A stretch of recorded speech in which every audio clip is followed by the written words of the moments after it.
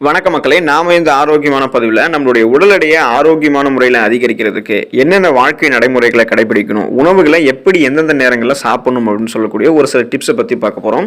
இன்றைய காலகட்டத்தில் உடல் எடையை குறைக்கிறதுக்கு பலர் முயற்சி செய்கிறாங்க. அதே அளவு உடல் எடையை அதிகரிக்கிறதுக்கும் சிலர் முயற்சி செய்கிறாங்க. சிலர் உடல் எடையை அதிகரிக்கிறதுக்கு ஃபாஸ்ட் ஃபுட்ஸு, ஆரோக்கியமற்ற உணவுகளை எல்லாம் சாப்பிட்றதுக்கு ஆரம்பிக்கிறாங்க. இது உடலுக்கு தீங்கு விளைவிக்கும். ஆரோக்கியமற்ற வழிகளில் உடல் எடையை நம்ம அதிகரிக்கிறதால நீரிழிவு நோய், இதயம் தொடர்பான நோய்கள்லாம் நமக்கு வரலாம்.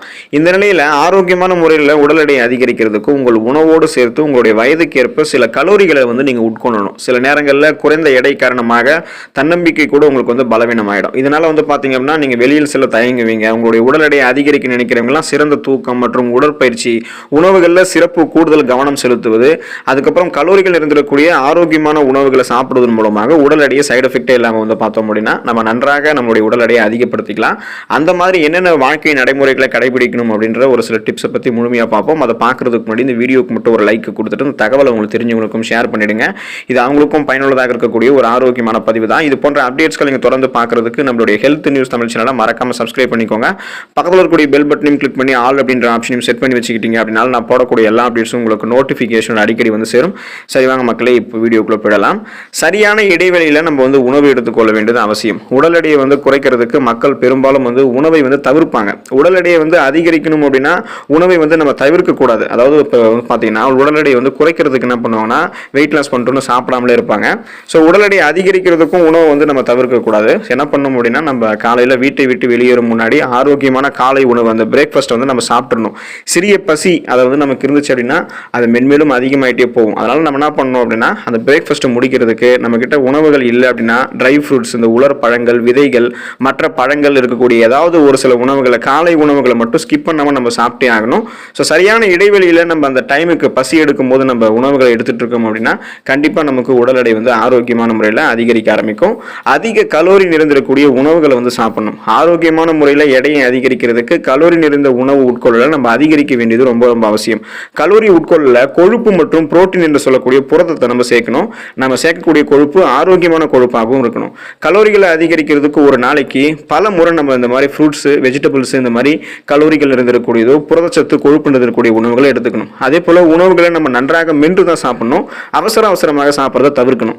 இந்த முழு தானியங்கள், பருப்பு வகைகள், காய்கறிகள், வாழைப்பழங்கள், மாம்பழம், திராட்சை, கொட்டை வகைகள், அதாவது நட்ஸ் மற்றும் விதைகள், நெய், எண்ணெய் ஆகியவற்றெல்லாம் உணவுகளில் நீங்கள் சேர்த்துக்கிட்டே இருக்கீங்க அப்படின்னா தொடர்ந்து உங்களுடைய உடல் எடை சைடு எஃபெக்ட் இல்லாமல் ஆரோக்கியமான முறையில் அதிகரிக்க ஆரம்பிக்கும். பால் பொருட்கள் நீங்கள் எடுத்துக்கொள்ள வேண்டியது ரொம்ப ரொம்ப அவசியம். எடையை அதிகரிக்கிறதுக்கு கண்டிப்பாக பால் பொருட்களை உணவுகள் என்ன பண்ணும் அப்படின்னா சேர்த்துக்கலாம். உணவுகளில் பால், தயிர் மற்றும் பாலாடை கட்டி ஆகியவற்றை நம்ம சேர்த்து சாப்பிடலாம். ஸோ இது மாதிரி எடுத்துக்கொள்ளும் போது இந்த மாதிரி செஞ்சோம் அப்படின்னா உடலில் ஆரோக்கியமான முறையில் கொழுப்பு அதிகரிக்கிறதோடு உடல் எடையும் அதிகரிக்கும்.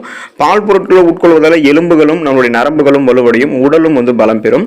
உணவில் புரோட்டீன் என்று சொல்லக்கூடிய அந்த புரதச்சத்தை நம்ம சேர்த்துக்கணும். உடல் எடை அதிகரிக்கிறதுக்கு இந்த புரதச்சத்து நிறைந்திருக்கக்கூடிய உணவுகளை உட்கொள்வது ரொம்ப ரொம்ப அவசியம்.